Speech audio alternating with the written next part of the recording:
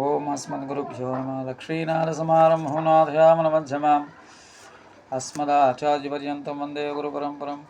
వసుదేవసుతం దేవం కంసచానూరమర్దనం దేవకీ పరమానందం కృష్ణం వందే జగద్గురుం.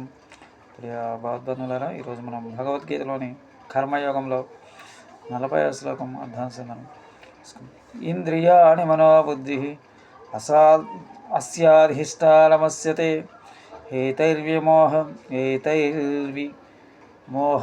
యచ్చేష జ్ఞానమావృత్య దేహినం. ఇంద్రియములను మనస్సును బుద్ధిను ఈ కామమునకు అధిష్టానం ఆశ్రయమని ఉచ్యతే చెప్పబడుతుంది. ఏష ఈ కామము ఏతై ఈ ఇంద్రియముల చేత జ్ఞానమును ఆవృత్య కప్పి దేహినం పురుషుని మోహయతి నానా ప్రకారములుగా మోహింపజేయుచున్నది. ఇంద్రియములు మనస్సు బుద్ధి ఈ కామమునకు అధిష్టానము. ఈ కామం ఇంద్రియముల చేత జ్ఞానమును కప్పివేసి పురుషుని మోహింపజేయుచున్నది. ఈ శ్లోకంలో కామ యొక్క ఆశ్రయస్థానములు పేర్కొనబడుచున్నవి. శత్రు యొక్క నివాస స్థానం చక్కగా ఎరిగిన ఎడల శత్రువును జయించడం సులభమగును.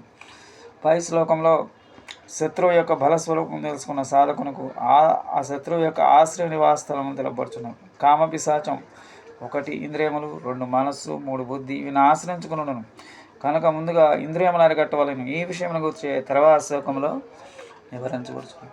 శ్రీమతే రమజామాతృ మనీంద్రాయ మహాత్మనే శ్రీరంగవాసనే భూయాత్ నిత్యశ్రీ నిత్యమంగళం. ఓం అస్మద్గురుభ్యో నమః.